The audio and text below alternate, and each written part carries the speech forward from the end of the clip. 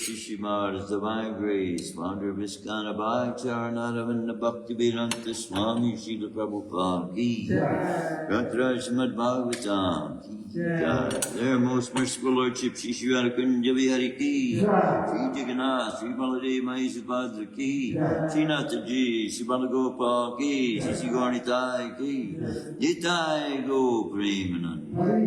All glories to the assembled. All glories to the assembled. All glories to the assembled. All glories to the lotus feet of Shri Guru and Shri Guru. Om Namo Bhagavate Vasudevaya. Om Namo Bhagavate Vasudevaya. Om Namo Bhagavate Vasudevaya. Om Namo Bhagavate Vasudevaya. Om Namo Bhagavate Vasudevaya. Om Namo Bhagavate Vasudevaya. Narayanam Namaskritya Narayanam Namaskritya Naram Chaiva Narottamam Naram Chaiva Narottamam Devam Saraswatim Vyasam Devim Saraswatim Vyasam Tato Jayamudiraya Tato Jayamudhiraye Nasta Praisha Bhadreshu Nastapraisha Bhadreshu Nityam Bhagavata Sevaya Nityam Bhagavata Sevaya Bhagavati Uttama Shloke Bhagavati Uttama Shloke Bhaktir Bhagavati Naistiki. Bhaktir Bhagavati Naistiki. We are reading from Shrimadbhagavatam, Canto 1, Chapter 11. Today reading text 12. Sarvartu Sarvatu Sarva Sarva Vibhava Vibhava Sarvartu Sarva Vibhava Sarvatu Sarva Vibhava Punya Punya Vriksha Vriksha Tatashrama Latashrama Punya Vriksha Tatashrama.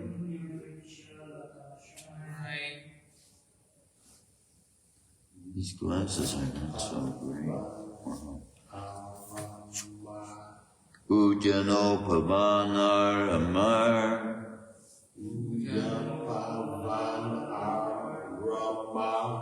Rittapad Makara Vrittapadmakara Shriyam Shriyam Rittapad Makara Shriyam Vrittapadmakara Shriyam Sarvartu Sarva Vibhava Sarvatu Sarva Vibhava Sarvartu Sarva Vibhava Sarvatu Sarva Vibhava Punya Vriksha Tatasramai Punya Vriksha Tatasramai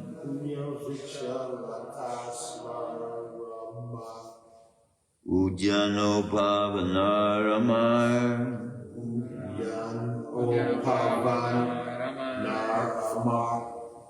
Ujjano Pavanaramar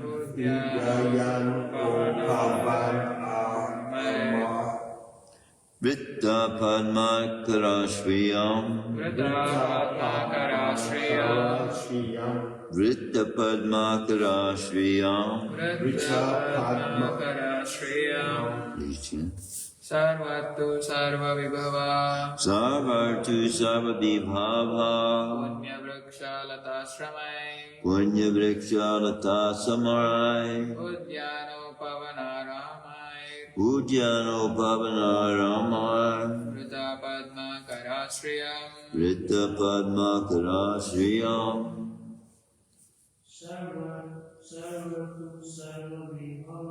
Sarvartu Sarva Vibhava Punya Vriksha Laksaramai Ujjano Pavanaramai Vritta Padmakara Shriyam Sarvatu Sarva Vibhava Sarvartu Sarva Vibhava Punya Vriksha Latasmarama Punya Vriksha Latasramai Yano Pavanaramir Ujjano Pavanaramir Ritta Padmakara Shriyam Vritta Padmakara Shriyam Sarva All Ritu Seasons Sarva All Vibhava Opulences Punya Pious Vriksha Trees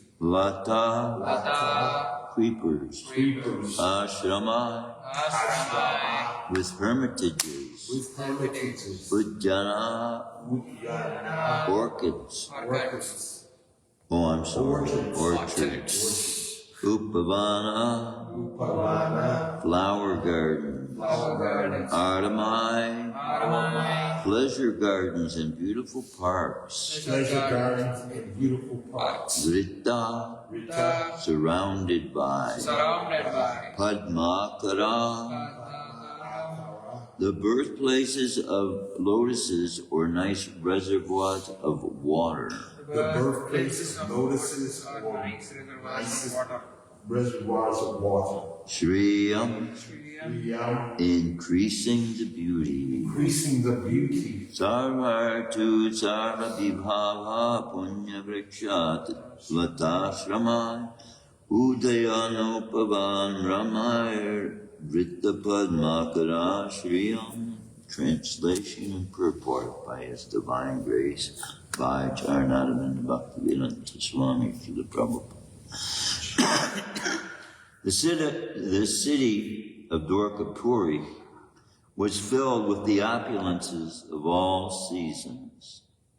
There were hermitages, orchards, flower gardens, parks, and reservoirs of water breeding lotus flowers all over. Please repeat. The city of Dwarkapuri was filled with the opulences of all seasons. There were hermitages, orchards, flower gardens, parks, reservoirs of water, breeding lotus flowers all over. The city of Dwarkapuri was filled with the opulences of all seasons. There were hermitages, orchards, flower gardens, parks, and reservoirs of water breeding lotus flowers all over. Purport by His Divine Grace by Charnadavinda Bhaktivedanta Swami Srila Prabhupada. Perfection of human civilization made possible by utilizing the gifts of nature in their own way. As we find herewith in the description of its opulence, Dwarka was surrounded by flower gardens and fruit orchards, along with reservoirs of water and growing lotuses. There's no mention of mills and factories supported by slaughterhouses, which are the necessary paraphernalia of the modern metropolis. The propensity to utilize nature's own gifts is still there, even in the heart of modern civilized man.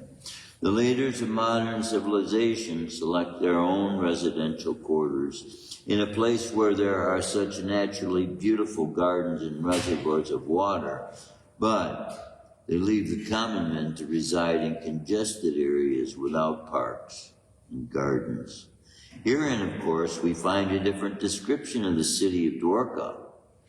It's understood that the whole dham, or residential quarter, was surrounded by such gardens and parks with reservoirs of water where lotuses grew. It is understood that all the people depended on nature's gifts of fruits and flowers without industrial enterprises promoting filthy huts and slums for residential quarters. Advancement of civilization is estimated not on the growth of mills and factories to deteriorate the finer instincts of the human being, but on developing the potent spiritual instincts of human beings and giving them a chance to go back to Godhead. Development of factories and mills is called ugra karma, or pungent activities. And such activities deteriorate the finer sentiments of the human being and society. To farm a dungeon of demons. This is a very strong statement. We find herein mention of pious trees, which produce seasonal flowers and fruits. The impious trees are useless jungles only, and they can only be used to supply fuels. In the modern civilization, such impious trees are planted on the sides of roads. Human energy should be properly utilized in developing the finer senses for spiritual understanding, in which lies the solution of life. Fruits, flowers, beautiful gardens, parks, and reservoirs of water with ducks and swans playing in the midst of lotus flowers, cows giving sufficient milk and butter are essentials for developing the finer tissues of the human body. As against this, the dungeons of mines, factories, and workshops develop demoniac propensities in the working class. The vested interests flourish at the cost of working class, and consequently there are severe clashes between them in so many ways. The description of Dwarkadam is the ideal of human civilization. Om Jnanatamidandasya Gyananjana Shalakaya Chakshushanmilitam Jena Tasmai Shri Gurave Namaha. We were talking yesterday, Dave Hari and I, about the fact that the buildings that are being constructed on the planet for the most part now do not have, the architects that are designing these buildings do not have in mind the intellect or the idea of construct that is ideal in the mind of the Supreme Personality of Godhead, as we see revealed in Bhagavatam, when Kapila Dev, and I believe this was during the Satya Yuga, but I don't know whether it was this cycle or many cycles before.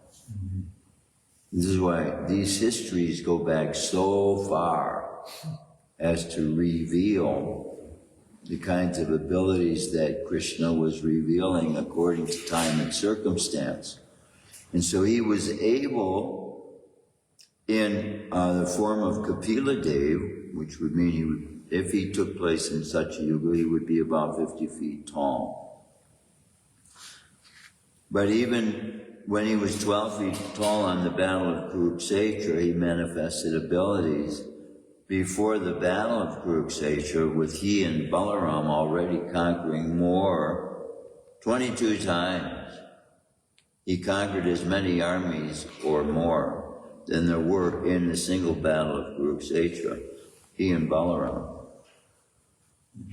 So, I realized the other day, because see, Krishna had gone, having done this already, reveals that he was extending to the Kauravas a certain kind of kindness that he hadn't extended to Jarasanda's armies.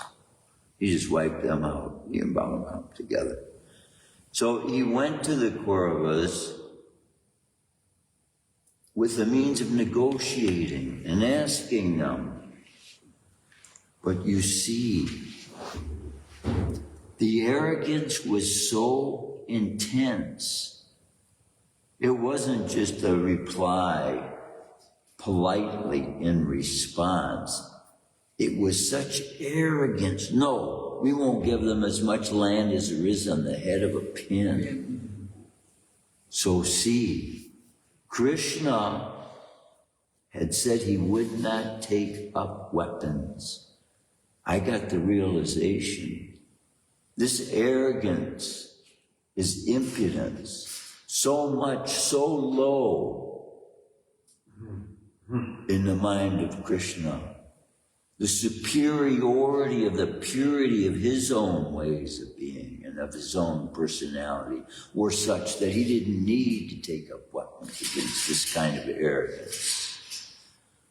His truth, his presence, the power of his presence. He could have wiped them out at any time. But he engaged and extended to him the merciful opportunity to be able to decline from having to engage in the battle in which he didn't even need to take up a weapon in to destroy the energies that were moving these boys in his mind, because Krishna is knowing his own existences from time immemorial. This wasn't the first battle he fought,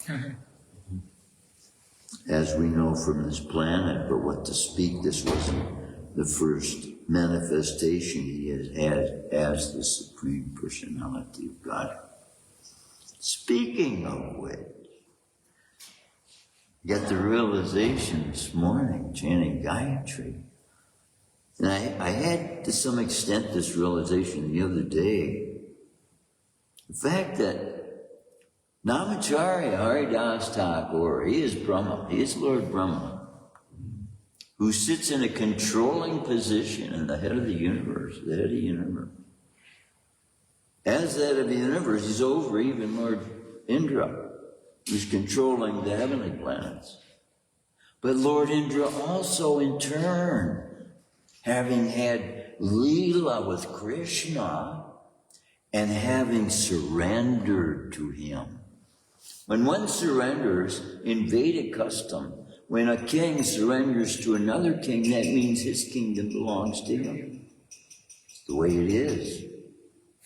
Now, if Lord Indra has surrendered his kingdom to Lord Krishna, that means Krishna's now in that position of rulership. Now, Lord Chaitanya, Namacharya, Haridas Thakur, Lord Brahma, manifesting in his form, subservient to Lord Chaitanya, chanting the Dharma of Lord Chaitanya's advice, is revealing his subservient position to Lord Chaitanya. And Bhaktivinoda Thakur is seeing Lord Chaitanya by Lord Brahma being worshipped. He's also in that position. Think about that then. Lord Chaitanya is in the position of Lord Brahma, sitting on his throne. And Lord Krishna, sitting on the throne of God.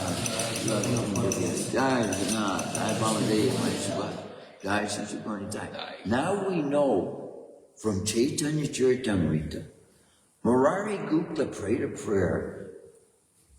Srila Prabhupada was persistent in helping his audience to know, who would read the purports, that this prayer by Murari Gupta to save the universe, goes beyond that mentality instilled by those who are following the person they are calling Jesus Christ. It was that he could save the members of the planet, only who would believe on him. Only those who would believe on him by his words. As many who believe on me, he said. Murari Gupta's prayer went beyond that.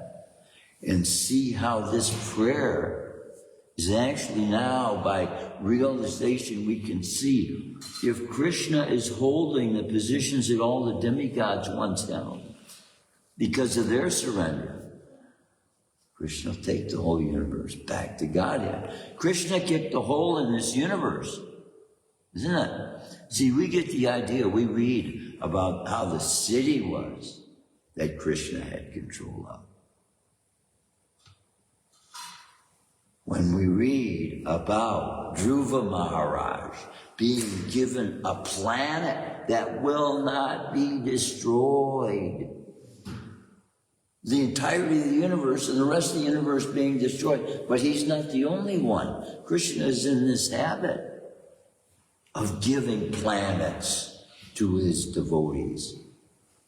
And do not think they got these planets by any other way than him being the controller of those planets. So Lord Chaitanya, his mission with the holy names is that all the planets in the entire universe are going to be liberated. Now, Srila Prabhupada, think about this. Srila Prabhupada said, and he didn't say this because it's not going to happen, 10%. 10% of the population of the earth gets Krishna consciousness as their lives' dedication to the performance of the activities of Krishna consciousness, to the furtherance of the knowledge of Krishna consciousness. These are the laws that will rule the universe. That we are being given confidentially by the supreme controller of the universe. Jagannath, Lord Jagannath. His name designates the fact that he is in the position of controlling the universe. Jagannath. Jagannath. Controller of the universe. And so that it is who we are serving, even in these activities that seem to be of such a minuscule nature in the contribution there is to be made by our lives in the future. But at every moment, at any moment, if you're taken up to be put into another body by the process we call death, while you are yourself using that divine energy inspiring you called love as an offering to the Supreme Person who is in control of the universe. Not the city only, not the planet only. He's taking the seats in all the universe of all the demigods. See, once the seat of Lord Indra is in the position controlling all the lower planets below him. So in effect, that one position, these kinds of positions are not even thought of in the minds of most ordinary people as positions even held by anybody. They don't even think life exists on any other planet. But according to Bhagavatam, we have knowledge that life exists on every planet. It is hidden to the eyes, and it is open to the eyes of those who read Bhagavatam to know the description of how these planets are floating in the universe by the hot gases inside of them, because they are hollow bubbles coming out of the creative body of Lord Krishna. Yeah. But see, the blossoming of the knowledge of the fruit of love of God that is implanted in the soul that hears the name of God, then when it blossoms to fullness of love of God, and this takes place on the planet, and what's happening with those who do surrender, it's almost like a daily experience. We talk about the rebirthing of the soul that comes to realize its life, its purpose to dedicate itself to, and that same moment that he finds the satisfaction and finally the relief that comes with knowing the purpose you want to dedicate your life to. Every day is an experience like that for a devotee who is having communion with God, because he is giving us revelations of the future, of the way he wants things to be. And by the reading of the pastimes he's taken place, by the very fortunate opportunity we have being positioned now in a place where we can just openly read these literatures every day. We are reading the pastimes of the one who is giving us the privilege of being exposed to the laws that are going to allow the universe to be liberated, when these laws govern every planet in the universe. And see, when these heavenly planets already were farther along than the earth in that respect. We may be seeing the earth from our own perspective as the only portal. Krishna kicked a hole in the universe for more reasons than we may know. And as thick as it is described, nothing could get out of here unless there was an opening made. Oh, wait. Isn't it? So see, these pastimes are being revealed to us because there is inner confidential knowledge about them. That super soul takes pleasure in revealing to us. Because then, especially when we're speaking this, when I'm speaking this in class, I'm getting right now an encouragement from Super Soul that's hard to put into words. Before I got glad, I got this realization upstairs this morning chanting Gayatri.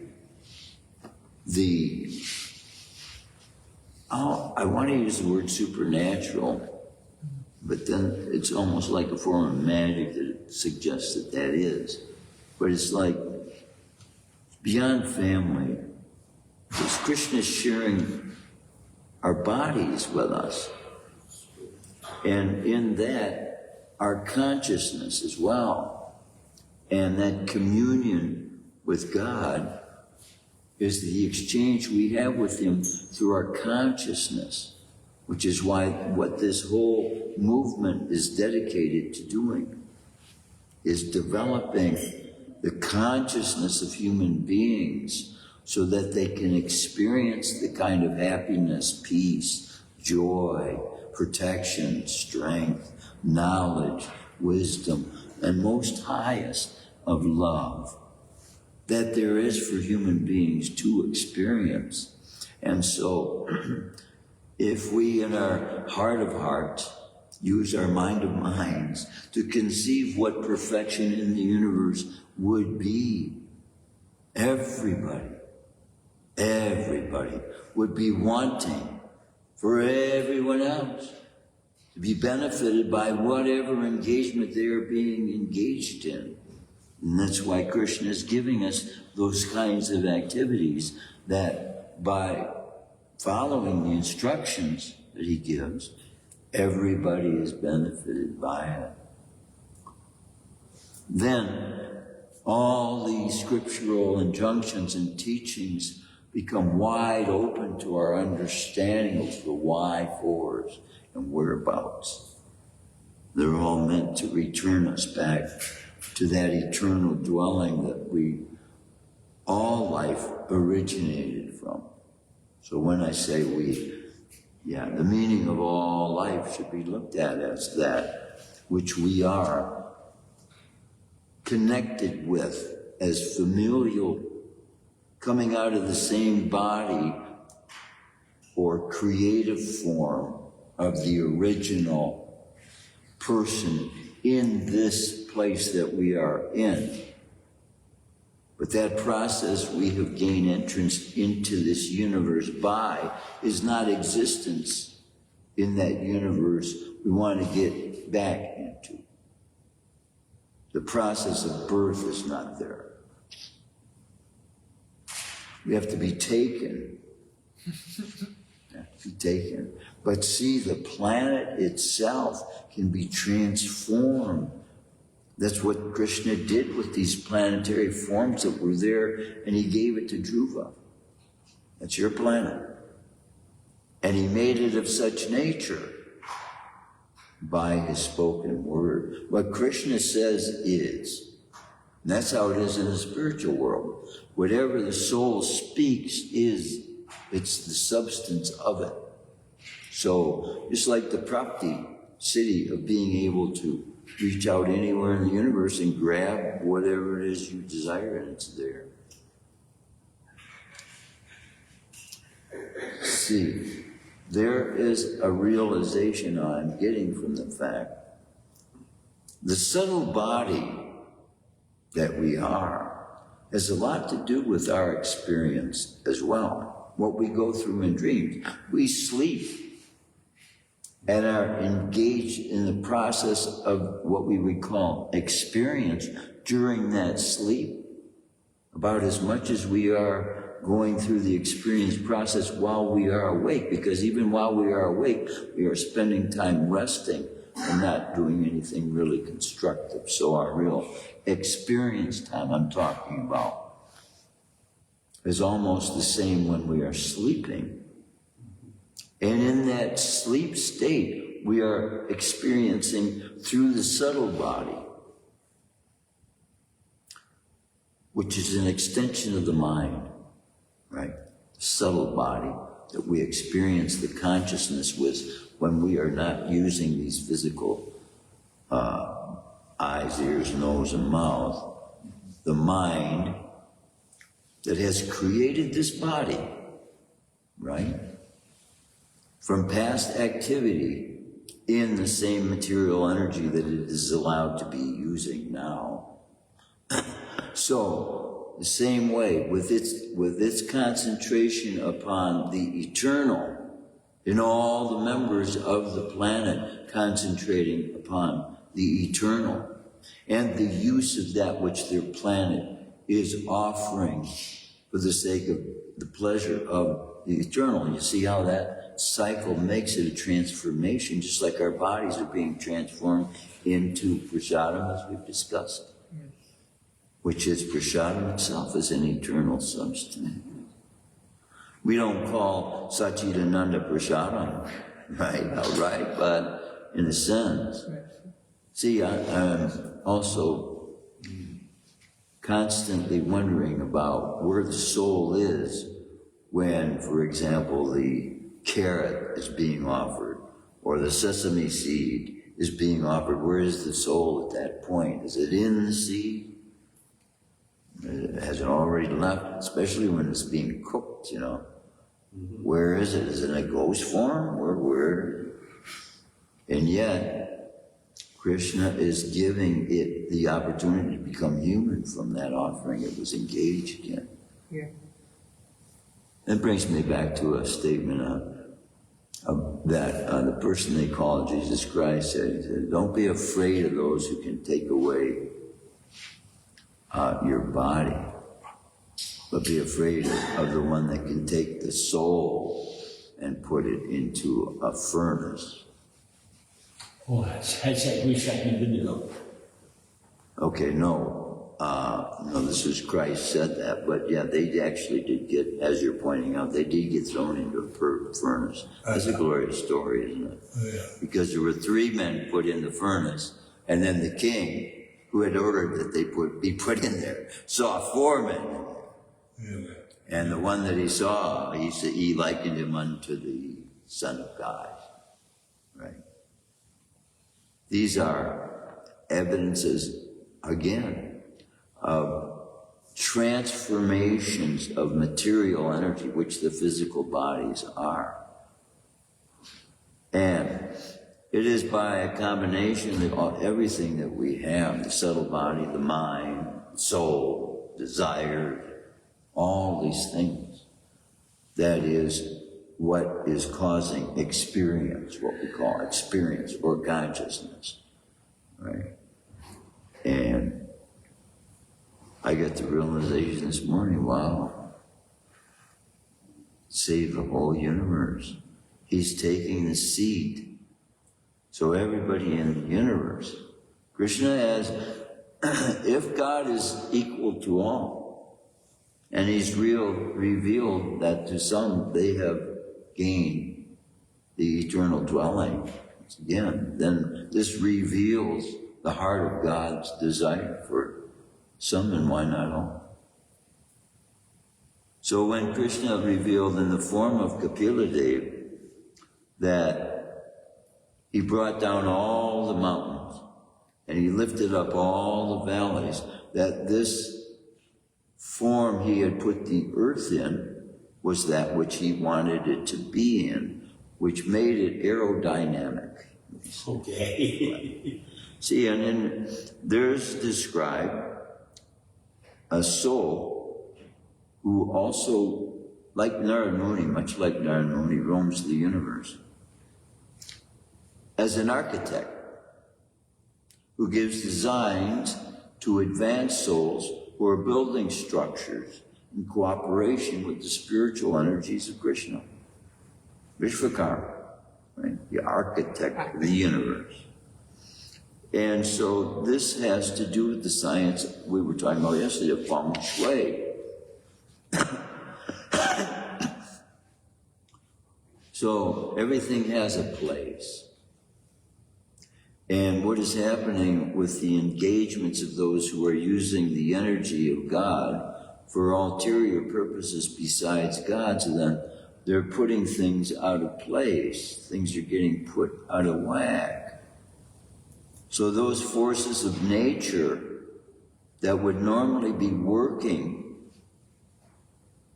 for the benefit of humankind are now turning their forces against humankind. When you see these cyclones, typhoons, hurricanes, we got so many names for the rebellion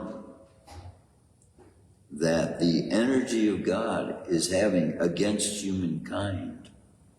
Now they call it an act of God on paper so that they don't have to pay for the expense that has happened to something that they would normally insure if it happened by any other means. They'll call it an act of God by that. But if it happens to them, they won't say God did that to them.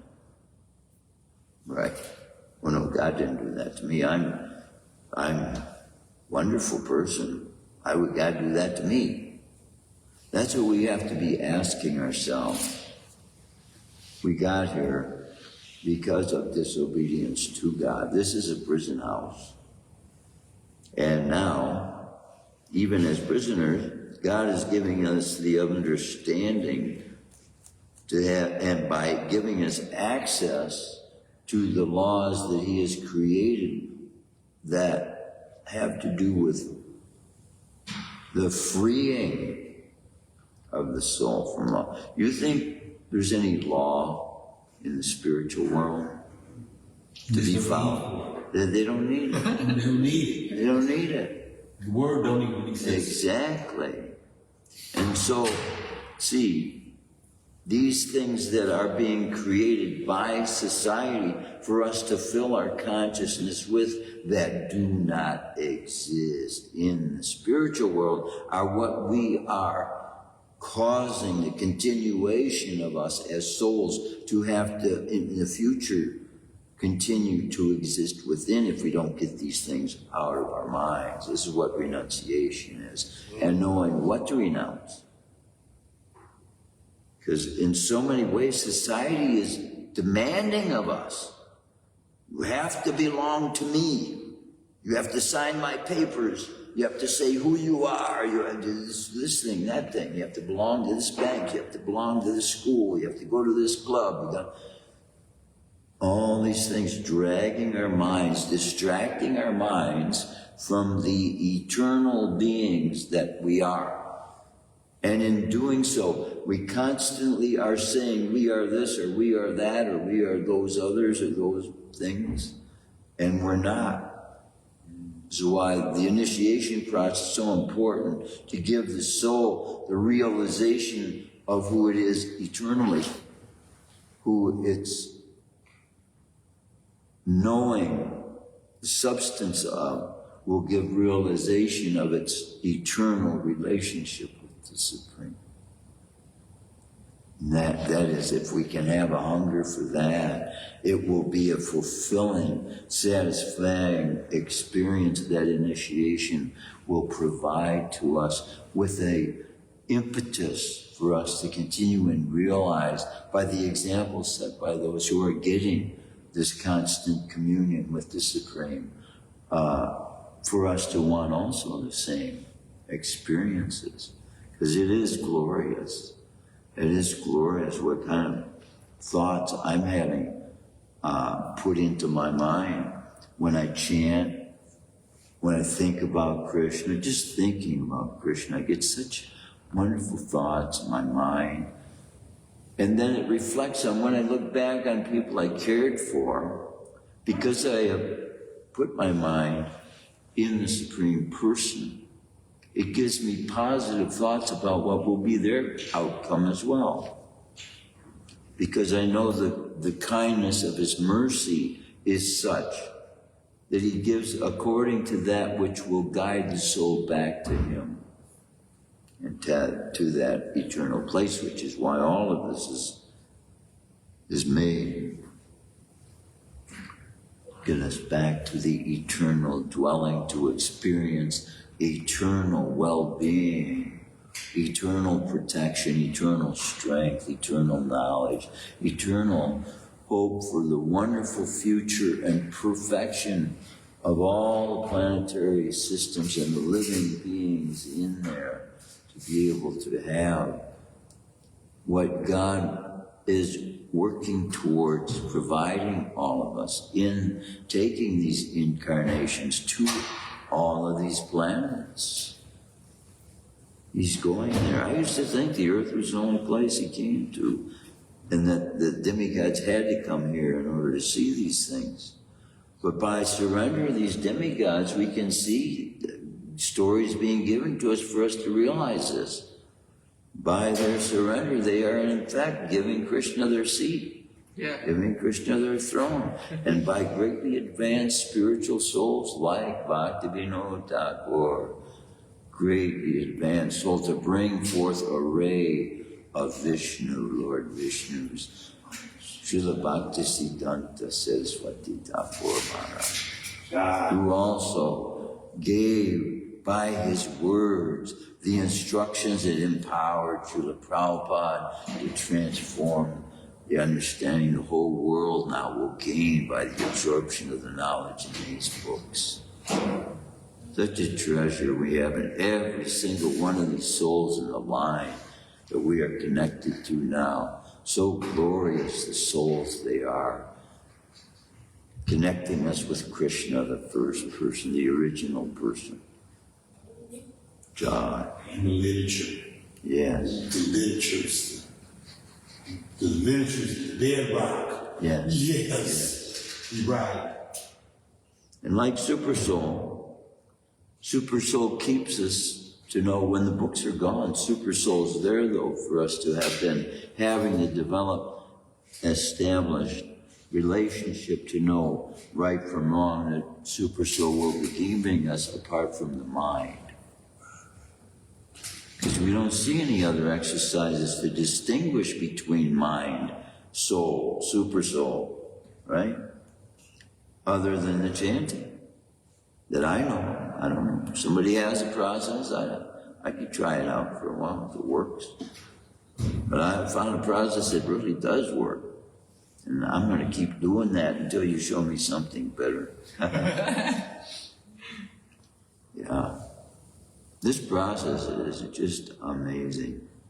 And then when you see, every other endeavor can be only enhanced by the application of these principles, because these principles enable our senses to be able to be used to the greatest extent possible by remaining sober-minded, having thoughts of purity, and taking foods that are healthy and beneficial to the well-being of the building up of antibodies, and that automatically and built into. But then when we are captured by our exposure to the outside elements, we receive knowledge about how to cope with those things. But most people, they run to the doctor immediately, they get a scratch, especially if it's free. Medicaid, Medicare, oh, I bumped my knee, gotta run to the doctor now. See, this is another form of dependence that people are looking to that will put them in a state of dependence the next time around. So what we are depending upon in this life for our sustenance, for our hope, for our love, for our attainment of, we will get. Because the nature of God is that He's giving what we're asking for. So we have to purify those desires and know that what we're asking is that which God would be pleased to give us. And the only way we're going to know that is by communion with God. And see, the way God's laws are, it's almost that we could expect He would do certain things by our responses to His request to do things, So when you do read Bhagavad Gita, you can know Krishna's taking pleasure in that. He's, through you, able to see His own words, another language, and then see your thoughts about it as well. And that in and of itself is communion with God. Christians, they see communion as the taking of God's body, that they are crediting as being so pure that it can cleanse you from sin. Right? But see, the soul gains knowledge of the value of God's words. And this is found in Christian teachings as well. The soul lives by the words that are spoken by God. And this is what's happening when the devotee is reading Bhagavad Gita. The soul is gaining nourishment by the substance it's made of, feeding the consciousness that it is experiencing, and filling that consciousness with that eternal energy, that this is the same energy that the soul is.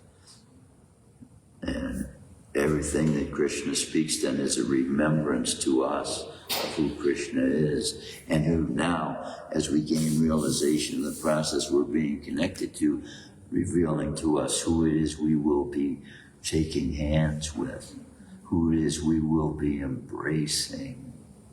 And if we can become gopis, we will be kissing Krishna.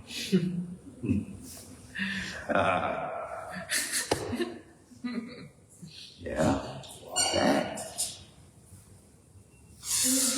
Devotional service will be established as an irrevocable fact. Kissing Krishna's lips will become established as an irrevocable fact. We kiss the conch, in effect, and we blow that conch. So a lot of things which we do with our lips, even though the mouth is described as the most filthy hole of the whole body. Why?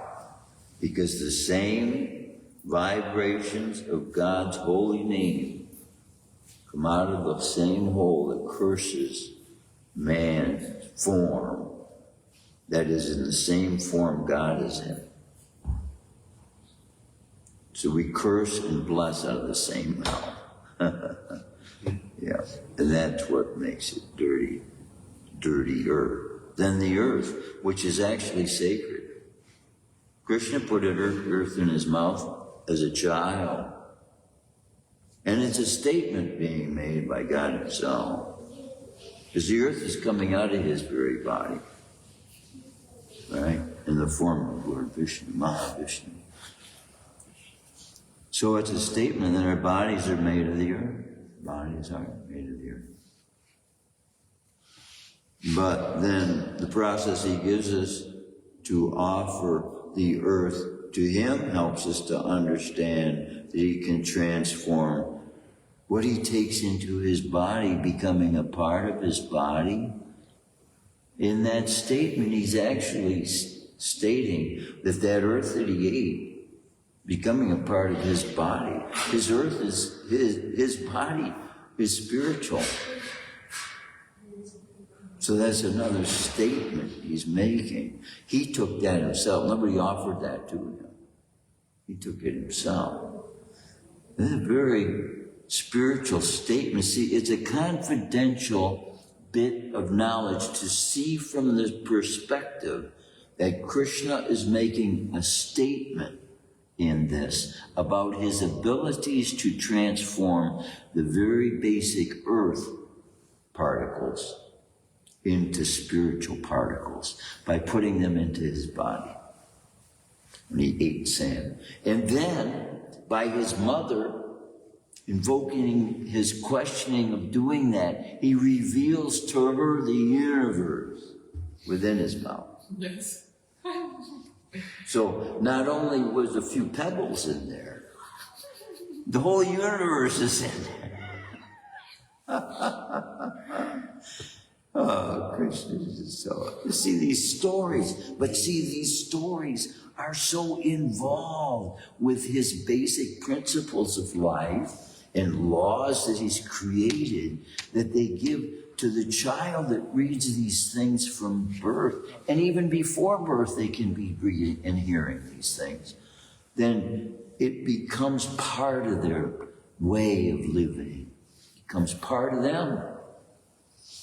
The Akashic record we talked about, because as Bhagavatam has made Akashic record within our record, as we speak Bhagavatam, as we speak Bhagavad Gita, these things become a part of the Akashic record that we are creating with our lives. So what our lives are judged by at the end is what our lives have lived while we were here. And that is said to be held in an Akashic place.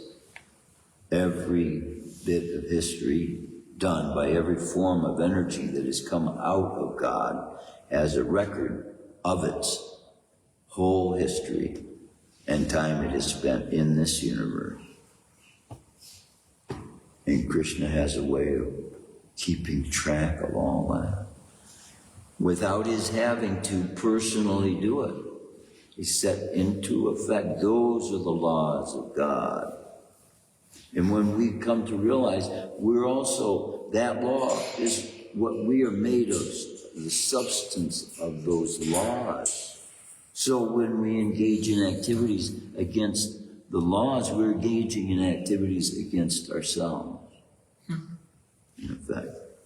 So we can't break God's laws without affecting ourselves in a bad way. And that's what young people are not being allowed to learn, because they're not realizing, the overall general mass of people are not realizing that what is beneficial for the mass of society is the moral principles and the foundation of morality that everybody needs to stand on together for everybody to be in a state of cooperation, which is basically a first step towards love. Cooperation is not necessarily loving. It's just a way to get along. But we can't get to loving one another until we do take those initial stages in cooperation. We have to come to the platform of, at this present state of governance, as far as I've seen in most nations, and I haven't yet seen very much in my whole lifetime, having spent 75 years here, cooperation amongst people within their own nations, and then what to speak of nations against nations. There's always been conflict and wars, disobedience of patterns of one community who wants to force their patterns of community upon another community that doesn't believe in that form. So if we feel that that's the way that the importance of our moral principles are such that everybody should have to live by them, then by design, just like the architect of the universe may suggest, those who have these specific spiritual principles live in the same city with one another. That's what we're revealed, that Krishna had himself put people into groups of, with cities. They had certain laws within each city that had to be followed. This is what we are gaining access to Vaikuntha by, following the etiquettes, the moral principles of the city of Vaikuntha, the dwellings of Vaikuntha, the universe of Vaikuntha. And these are universal laws. And they're universal because God's sitting in those seats now. God's sitting in those glorious seats that's going to bring us to liberation. The whole universe is going to be liberated.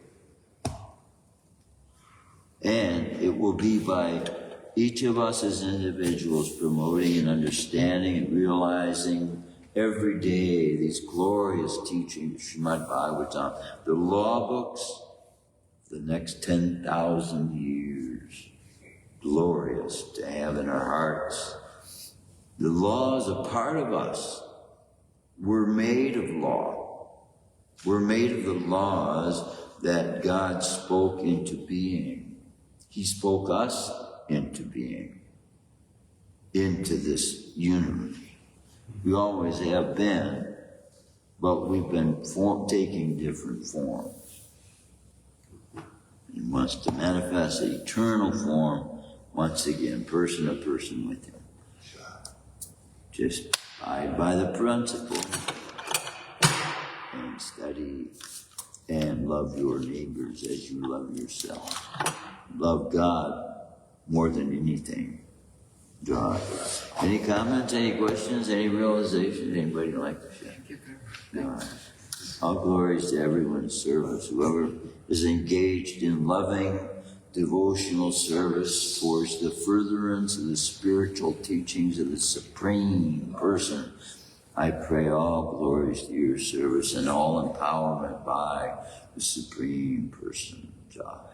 Shrimadbhagavatam ki jai. Srila Prabhupada ki jai.